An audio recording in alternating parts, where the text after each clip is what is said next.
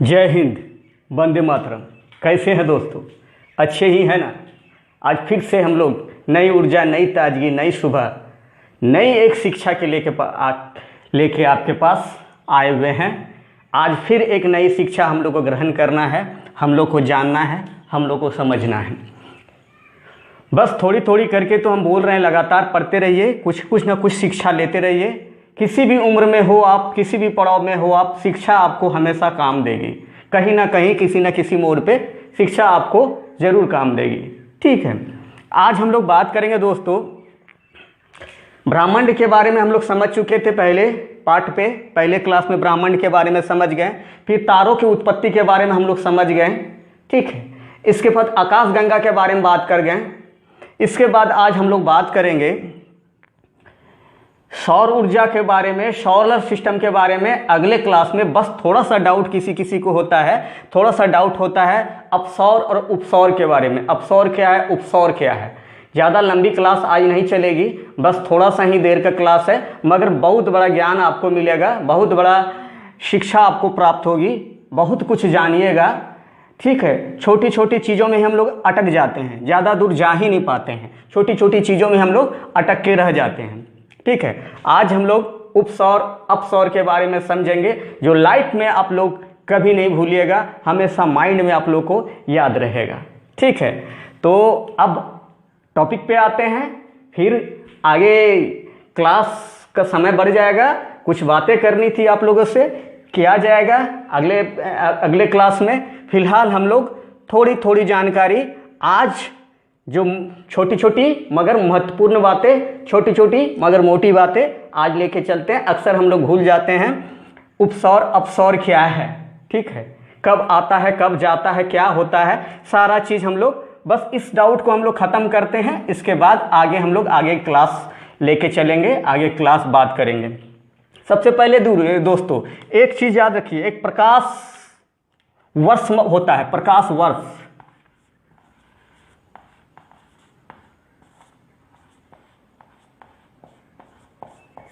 प्रकाश वर्ष पहला।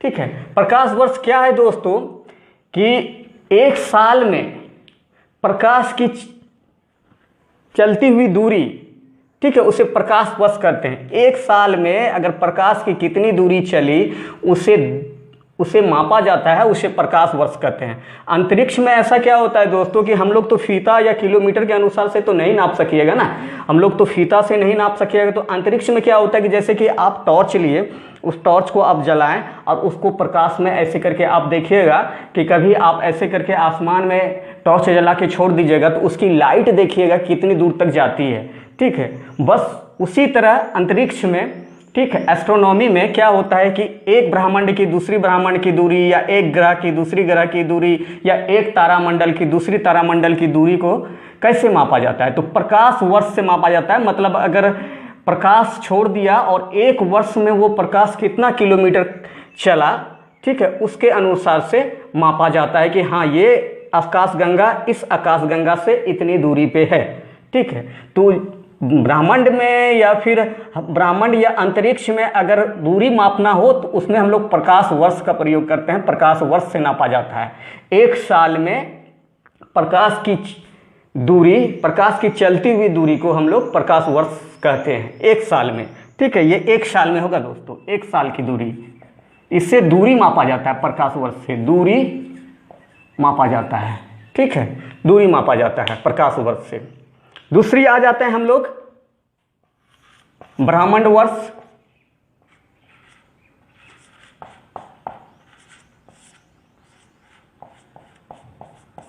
ब्रह्मांड वर्ष तो हम लोग अगले बार बात किए थे दोस्तों। ठीक है, ब्रह्मांड वर्ष के बारे में हम लोग अगले बार इसके बारे में बात किए थे। ठीक है, कॉस्मिक ईयर, ठीक है, कॉस्मिक ईयर जिसको हम लोग कॉस्मिक ईयर कहते थे, मतलब है कि ब्रह्मांड सूर्य की ब्रह्मांड की एक चक्कर 25 करोड़ वर्ष में लगाती है। ठीक है, सूर्य ब्रह्मांड की एक चक्कर पर 25 करोड़ वर्ष के में लगाती है, इसे हम लोग ब्रह्मांड वर्ष कहते हैं, कॉस्मिक ईयर। ठीक है, क्या, कॉस्मिक ईयर या ब्रह्मांड वर्ष। ठीक,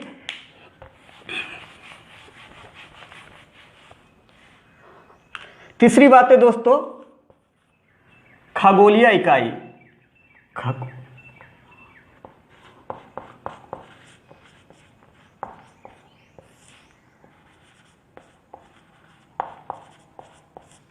खगोलीय इकाई, खगोलीय इकाई क्या है दोस्तों? ठीक है, जब पृथ्वी सूर्य का चक्कर लगाती है, जब पृथ्वी, मान के चलिए ये सूर्य है, ये सूर्य है, ये सूर्य है, जब पृथ्वी सूर्य का चक्कर लगाती है तो ये जो दूरी है, इस दूरी को मापा जाता है। ठीक है, ये लाइन जो होता है एपिसाइड लाइन, ठीक है, ये लाइन, ये लाइन, ठीक है। देखिए दोस्तों, प्रकाश वर्ष समझ गए आप लोग? ठीक है, प्रकाश वर्ष समझ गए,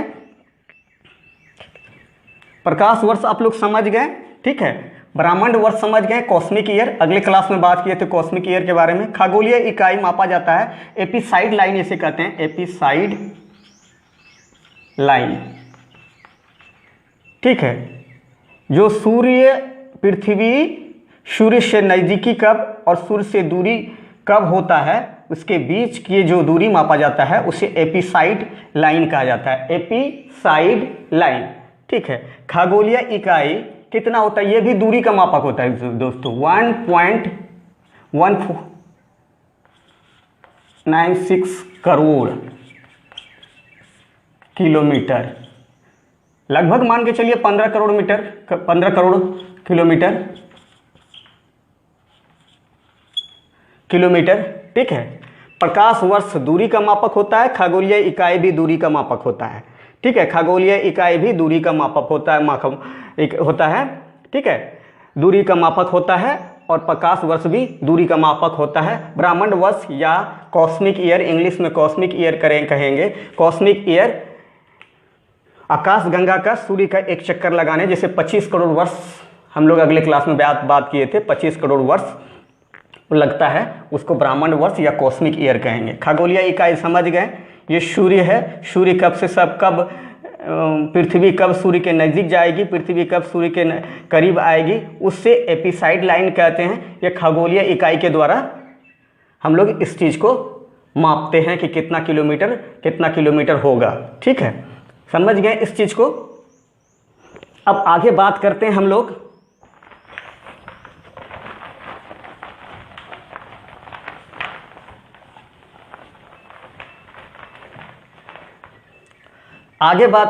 लोग उपसौर या अपसौर के बारे में। दोस्तों, इसको थोड़ा सा गहराई से समझिएगा, छोटी बातें हैं मगर मोटी बातें हैं। ठीक है, उपसौर और अपसौर में अक्सर कन्फ्यूजन खा जाता है विद्यार्थी कि अपसौर किसे कहते हैं, उपसौर किसे कहते हैं। मान के चलिए ये हमारा सूर्य है,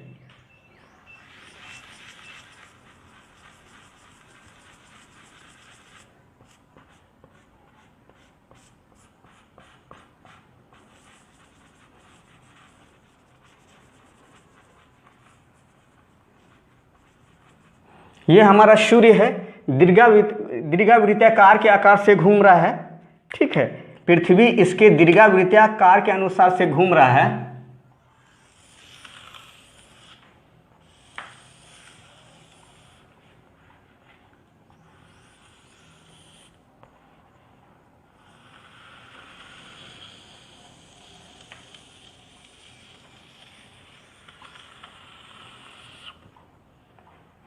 दीर्घावृत्ताकार के अनुसार घूम रहा है, कभी नज़दीक, ये हो गया पृथ्वी, मान के चलिए इसको पृथ्वी बना देते हैं।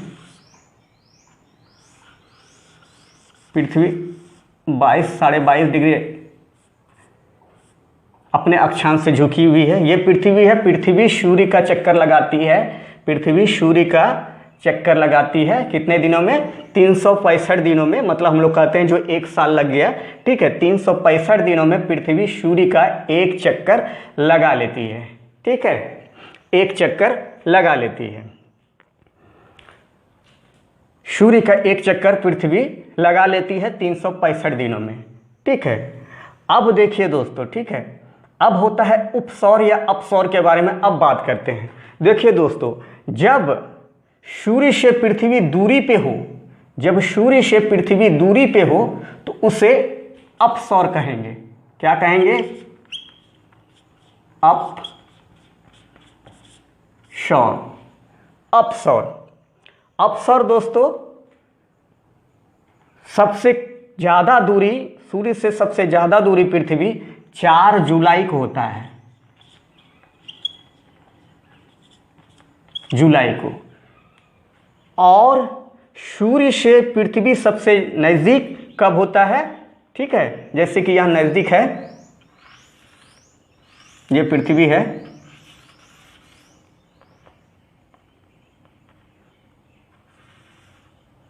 पृथ्वी है, ये इसे कहते हैं उपसौर।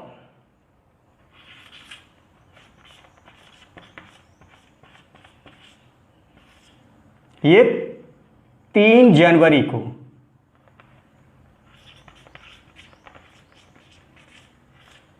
3 जनवरी को पृथ्वी सूर्य के सबसे नज़दीक 3 जनवरी को होता है, इसे उपसौर कहेंगे। और सबसे दूरी अपसौर कहेंगे, जो 4 जुलाई को होता है। अब दोस्तों क्वेश्चन ये हो जाता है कि जब सूर्य से पृथ्वी दूरी पे है, ठीक है, सूर्य से पृथ्वी दूरी पे है, तो फिर वो 4 जुलाई को है, 4 जुलाई को होता है, तो जब दूरी पे हो तो ठंडा लगना चाहिए। ठीक है, हमको तो ठंडा लगना चाहिए क्योंकि सूर्य बहुत दूर है पृथ्वी से, ठंडा लगना चाहिए। और नज़दीक है तो यहाँ तो गर्मी लगना चाहिए। ये आपके मन में क्वेश्चन आया होगा। ठीक है, सबके मन में ये क्वेश्चन आएगा दोस्त। ठीक है, क्योंकि जब सूर्य से पृथ्वी, देखिए ये पृथ्वी है, ये पृथ्वी दूरी पे है, तो यहाँ हमको उसकी जो उष्मा है, उसकी जो ताप है, हमको कम लगना चाहिए। लेकिन 4 जुलाई को भीषण गर्मी होता है दोस्तों। आने वाले समय में देखिएगा कि आज तो क्या कहते हैं, जून चल रहा है, जून का महीना चल रहा है। 4 जुलाई को याद रखिएगा कि सबसे दूरी पे, हमारे सूर्य से सबसे दूरी पे पृथ्वी रहता है 4 जुलाई को। लेकिन गर्मी बेहिसाब होता है, अभी से ही गर्मी हम लोग को पड़ना शुरू हो गया। आप भी बोलिएगा बहुत गर्मी है, गुम्मस लग रहा है, और आप बता रहे हैं कि पृथ्वी दूर है, सूर्य से पृथ्वी दूर है। ऐसा बात क्यों हुआ? प्लस में जब नज़दीक आता है तब तो ज़्यादा किरण आना चाहिए ना, तो इसमें हम लोग को ठंडी लगता है। कारण क्या है दोस्तों? इसका एक रीजन है, भौगोलिक रीजन है इसका। अगर समझ गए तो कभी नहीं भूलिएगा, और अगर नहीं समझे तो कमेंट बॉक्स में पूछिएगा कि क्यों नहीं समझे। देखिए, ठीक है, आप इस चीज़ को बढ़िया से देख लिए। ठीक है, ये पृथ्वी है, पृथ्वी घूमी हुई है। ठीक है, पृथ्वी तिरछा है दोस्तों।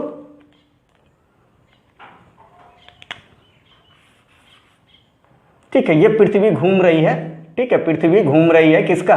सूर्य का चक्कर लगा रही है। ठीक है, सूर्य का एक चक्कर लगा रही है 365 दिन में।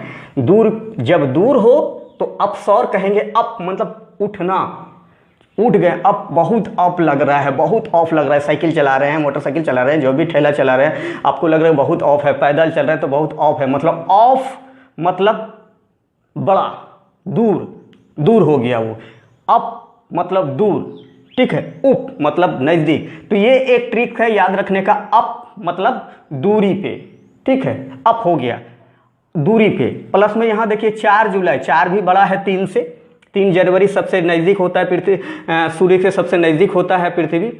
यहाँ 4 जुलाई है, मतलब ये भी बड़ा है अंक में। तो 4 जुलाई मतलब दूरी, सूर्य से पृथ्वी दूरी पे होगा 4 जुलाई। अपसौर, अप मतलब चढ़ रहे हैं, ऊपर चढ़ रहे हैं। ठीक है, उप मतलब समझ गए, अंतर अपने आप निकाल लीजिएगा। 3 जनवरी मतलब नज़दीक होगा, कम अंक है, नज़दीक होगा। 4 जुलाई ज़्यादा बड़ा है। जुलाई ऐसे भी जनवरी जानते हैं पहले आ जाता है। अगर आप देखिएगा जनवरी शुरू में, तो जनवरी शुरू में तो नज़दीक। ठीक है, जुलाई 7वां महीना में पहुंच जाता है, मतलब जुलाई जनवरी से दूर है, तो वो दूर। इस तरह करके भी आप याद रख सकते हैं। ठीक है, अब बात करते हैं दोस्तों, आखिर 4 जुलाई को जब दूरी पे है सूर्य, तो हम लोग को गर्मी क्यों लगता है? ठीक है, और उपसौर जनवरी में 3 जनवरी को हम लोग को ठंडी क्यों लगता है? उल्टा आखिर क्यों है? इसका रीजन ठीक है दोस्तों, यही बताने के लिए हम लोग 10 मिनट 15 मिनट का आज क्लास हम किए, ठीक है, कि ताकि आप लोग के मन में डाउट खत्म हो और आराम से समझिए, और समझिएगा तो आगे का क्लास देखने में भी आप लोग को अच्छा लगेगा और समझने में भी अच्छा लगेगा, ठीक है। देखिए दोस्तों, इसका रीज़न देखिए, बात है कि हमारा भारत उत्तरी गोलार्ध में है, यहाँ पे हम लोग का भारत है मान के चलिए, ठीक है। देखिए इसी से बना देते हैं, नहीं तो आपको समझ में नहीं आएगा। ये मान के चलिए भारत है हमारा, यहाँ पे भारत है, ठीक है, यहाँ पे भारत है। तो जब 4 जुलाई होता है ना दोस्तों, 4 जुलाई, तो सूर्य की डायरेक्ट किरणें हमारे भारत पे पड़ती है, ठीक है। सूर्य की डायरेक्ट किरणें हमारे भारत पे पड़ती है, जिसके कारण हम लोग दूरी रहते हुए भी, पृथ्वी दूर रहते हुए भी हम लोग को गर्मी का एहसास करता है, क्योंकि डायरेक्ट किरणें पड़ रही है।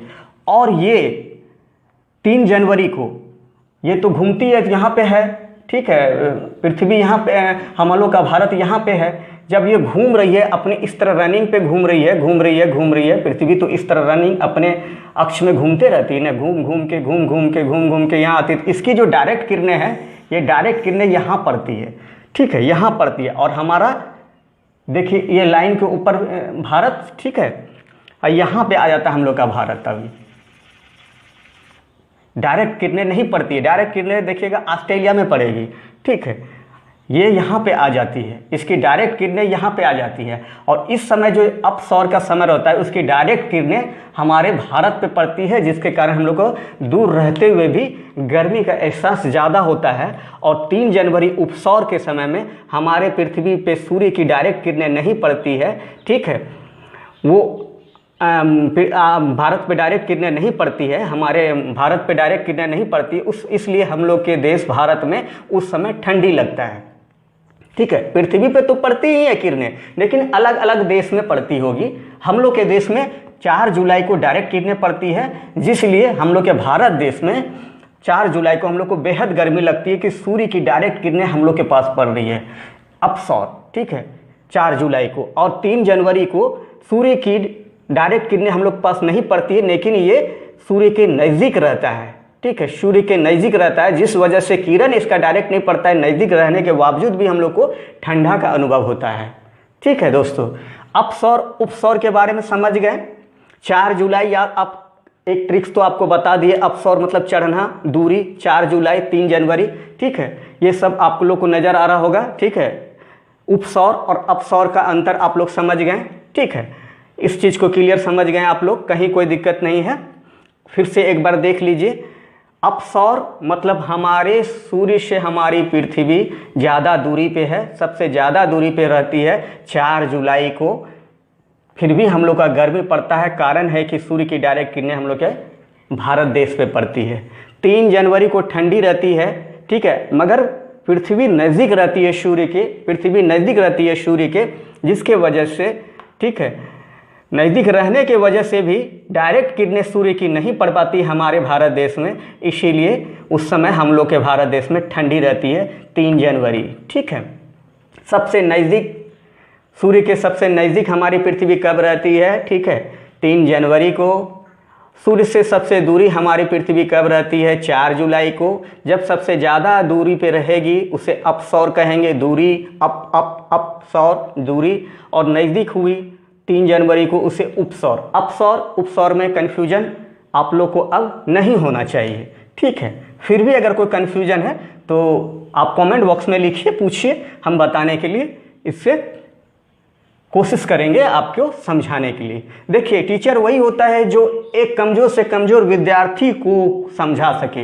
इंटेलिजेंट विद्यार्थी या बुद्धिमान विद्यार्थी, होशियार विद्यार्थी तो ऐसे ही समझ जाता है, लेकिन जो कमज़ोर विद्यार्थी को समझा दिया, सोचिए कि मेरा शिक्षा उसके पास चला गया, वो समझ गया, वो नहीं भूलेगा। और याद रखिएगा दोस्तों, जिसका दिमाग खाली होता है ना, कभी कहीं पढ़ा नहीं है और वो अगर पढ़ रहा है तो उसके दिमाग में जल्दी से लोड होगा।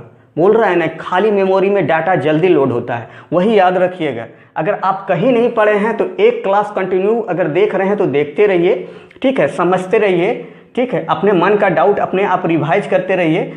आपको देखिएगा बहुत जल्दी ही 2 महीना 3 महीना के अंदर ही आपको रिजल्ट आ जाएगा। आपके सामने आपका सारा चीज़ जितना पढ़े हैं ना सब याद आ जाएगा। पढ़ने का वो अब तरीका ख़त्म हो गया दोस्तों कि आप किताब उल्टाइए और एक एक करके रटन विद्या कीजिए, वैसा नहीं पढ़ना है। हम लोग को बस समझना है, हम लोग को बस सीखना है, ठीक है, बस हम लोग को सीखना है, सीखते सीखते पढ़ना है, ठीक है। रटन विद्या से कभी कोई फ़ायदा नहीं है दोस्तों, भूल जाइएगा। लेकिन जो आपके दिमाग में लोड हो गया वो आप कभी भूलिएगा नहीं, बस रिवाइज करते रहिएगा, ठीक है। ये हो गया दोस्तों, अब इसको मिटा देते हैं, आप देख लीजिए, ठीक है, आप इसको देख लीजिए उपस्वर अपस्वर के बारे में 4 जगह। अब इसको मिटाते हैं। अब दोस्तों दूसरी बात करते हैं हम लोग अपने ब्रह्मांड के बारे में। तो अगले बार बात किए थे, ठीक है, ब्रह्मांड के बारे में अगले बार हम लोग बात किए थे।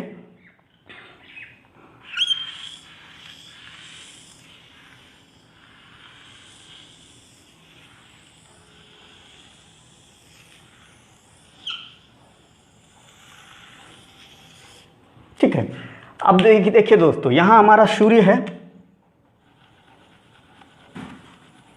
यहाँ हमारा सूर्य है, यहाँ हम लोग का सबसे नज़दीकी तारा सूर्य, सूर्य का सबसे नज़दीकी तारा यहाँ पे प्रोक्सिमा सेंचुरी, ठीक है। ब्रह्मांड में सबसे ज़्यादा चमकीला तारा यहाँ पे है, इसे कहते हैं साइरस। साइरस, ब्रह्मांड में सबसे ज़्यादा चमकीला तारा साइरस, ठीक है। सबसे ज़्यादा चमकीला तारा पूछा जाए क्वेश्चन में तो साइरस। इसका क्या नाम है दोस्तों? साइरस। इसका तो अगले क्लास में बता दिए, प्रोक्सिमा सेंचुरी, ये हमारा सन है।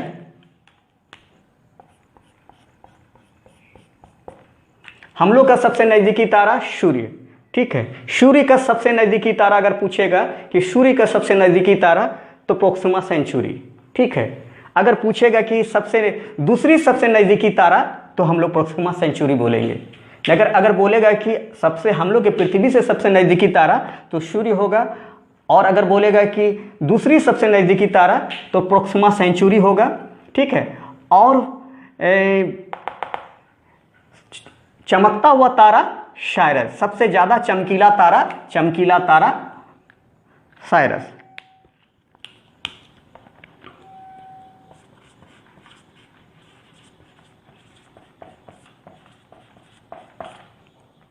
सबसे ज़्यादा चमकीला तारा साइरस।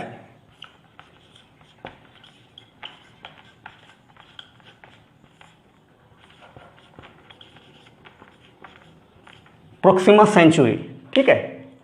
देखिए दोस्तों, इस तरह करके सूर्य भी एक चक्कर ब्रह्मांड का लगाता है, जिसे ब्रह्मांड ईयर कहते हैं। जैसे कि एक चक्कर लगाया, ऐसे करके ऐसे करके ऐसे करके ऐसे करके ऐसे करके ऐसे, फिर सूर्य का भी अंत है। हम तो बोले ना कि सूर्य का भी अंत है, सूर्य भी कभी ना कभी उसकी भी आयु खत्म होगी, क्योंकि तारा है तो तारा की आयु खत्म होगी ही। तो ये जो घूमता है, घूमते घूमते ब्रह्मांड का एक चक्कर जो 25 करोड़ वर्ष लगाता है, आके यहाँ पे डाइड ब्लैक होल के जैसा अब समा जाएगा, फूट जाएगा, या फिर उसका किस चीज तारा में बनेगा वो अगले क्लास में बात करेंगे, ठीक है। तो ये सूर्य का भी अंत है, हम पहले भी बता दिए थे, ठीक है। ब्रह्मांड में क्या है? तारा है, नहीं तो खाली स्पेस है और कुछ नहीं। ब्रह्मांड की उत्पत्ति भी हम लोग बात कर लिए थे इस बारे में, ठीक है। अब मानना है आदमी का एक कल्पना है। कल्पना समझते हैं? कल्पना किसे कहते हैं? कल्पना, अब एक कल्पना का है, सभी भौगोलिक वैज्ञानिकों ने कल्पना का है कि हमारे ब्रह्मांड में जो सबसे ज़्यादा चमकता है या सबसे ज़्यादा रोशनी आ रही है, उसका कारण क्या है? तो उसका कारण है तारा, स्टार। उनका कहना है कि सारे स्टार, यहाँ भी ब्रह्मांड है, ठीक है, यहाँ भी ब्रह्मांड है, ये देवयानी हो गया, यहाँ भी ब्रह्मांड है। मतलब जितने ब्रह्मांड में तो तारा ही है, ब्रह्मांड में जितना भी तारा वगैरह है, तारा वगैरह जितना ब्रह्मांड में है, उसी के कारण हम लोग का ब्रह्मांड में रोशनी है। ये परिकल्पना है, मतलब सोच है। जैसे कि कहता है ना, बउआ जब बच्चा रहता है ना तो बोलता है चंदा मामा दूर के पुए पकावे गुड़ के, ठीक है। बचपन में उसको माँ सुनाती है, चंदा मामा दूर के पुए पकावे गुड़ के। और फिर जब बच्चा बड़ा हो जाता है तो वही बोलता है चांद सी महबूबा लाएंगे, ठीक है, चांद सी दुल्हन लेके आएंगे, मतलब चंदा मामा, पहले बचपन था तो चंदा मामा बन गया, अब थोड़ा सा बड़ा हुआ तो चांद सी दुल्हन लेके आएंगे, ठीक है। अगर बड़ा हो गया उससे तो बोला चांद सी महबूबा हो, अब वो महबूबा बन गया चांद, मतलब एक ही चांद बहुत रूप ले रहा, क्या कारण है? वो परिकल्पना है, मतलब वो आदमी सोच रहा है, ठीक है, वो सोच है। उसी तरह वो सोच है कि ब्रह्मांड में या अंतरिक्ष में सबसे ज़्यादा रोशनी होने का कारण यही है कि सब समूचा ब्रह्मांड में तारा ही तारा है, जिसके कारण हम लोग का ज़्यादा रोशनी, हम लोग के अंतरिक्ष में ज़्यादा रोशनी आ रही है, ठीक है, अंतरिक्ष में रोशनी फैला हुआ है, ये वजह है दोस्तों। अपसौर उपसौर के बारे में समझ गए दोस्तों, इसको भूलिएगा नहीं। अपसौर 4 जुलाई को होता है, अप मतलब ज़्यादा दूरी, 4 मतलब ज़्यादा, 4 में भी अंक में बड़ा, और सूर्य जो है पृथ्वी से ज़्यादा दूरी पे रहता है, उसे अपसौर कहेंगे, ठीक है, मतलब हमारी पृथ्वी सूर्य से ज़्यादा दूरी पे है तो वो अपसौर होगा, जो 4 जुलाई को उसकी काउंटिंग की जाती है, उसकी दिनांक निर्धारित किया गया है 4 जुलाई को। फिर भी हम लोग को गर्मी पड़ता है, कारण है कि हम लोग की सीधी रेखा, सूर्य की सीधी रेखा हमारे पृथ्वी पर पड़ती है, ठीक है। 3 जनवरी उपसौर, अप अप और इसमें उप, ठीक है, तो अपसौर उपसौर 3 जनवरी को सीधी रेखा नहीं पड़ती, जिसके कारण हम लोग को ठंडी लगता है, और फिर भी ठंडी लगने के बावजूद भी उस सूर्य के नज़दीकी में हमारी पृथ्वी रहता है, मगर हम लोग का देश में उस समय ठंडी पड़ता है क्योंकि डायरेक्ट किरणें नहीं पड़ती है। लेकिन हाँ, किसी न किसी, जैसे ऑस्ट्रेलिया में देखिए उसमें किरण पड़ेगी, फिर उसको 4 जुलाई को वहाँ ठंडा पड़ेगा ऑस्ट्रेलिया वगैरह में, क्योंकि वो नीचे है, डायरेक्ट नहीं पड़ता है। उसी तरह सब देश का अलग अलग है। हम लोग तो भारत देश के हैं तो हम लोग देखते हैं 4 जुलाई को गर्मी है, ठीक है, हम लोग को भारत से मतलब है, ठीक है। इसके बाद हम लोग इस विषय में अब आगे उपसौर अपसौर के बारे में समझ गए, कन्फ्यूजन नहीं होना चाहिए आप लोगों को, फिर भी कन्फ्यूजन है तो आप लोग क्या कहते हैं कमेंट बॉक्स में पूछिए। दूसरी बात है कि आप लोग क्लास कंटिन्यू देखते रहिए, कंटिन्यू, कोई भी उम्र का हो, किसी भी पड़ाव का हो, शिक्षा जरूरी है। शिक्षा बोले भीमराव अंबेडकर जी ने कहा था, शिक्षा वो शेरनी का दूध है, जिसने पिया वो दहाड़ेगा, ठीक है। तो आप लोग भी पीना शुरू कर दीजिए, ठीक है, पीना शुरू कर दीजिए दूध को, और धीरे धीरे ही पीजिए। हम अचानक कोटा नहीं बढ़ाएंगे कि आपको 5 लीटर अकेले बोलेंगे तो फिर तो दिक्कतें हो जाएगा, ठीक है। तो आज के लिए बस इतना ही, बाकी आप नेक्स्ट अगले क्लास में बस वीडियो को देखिए, ठीक है, और सोचिए, अपने आप में दिमाग लगाइए, ठीक है, कुछ ना कुछ याद रहेगा, ठीक है। तब तक के लिए धन्यवाद। जय हिंद, जय भारत।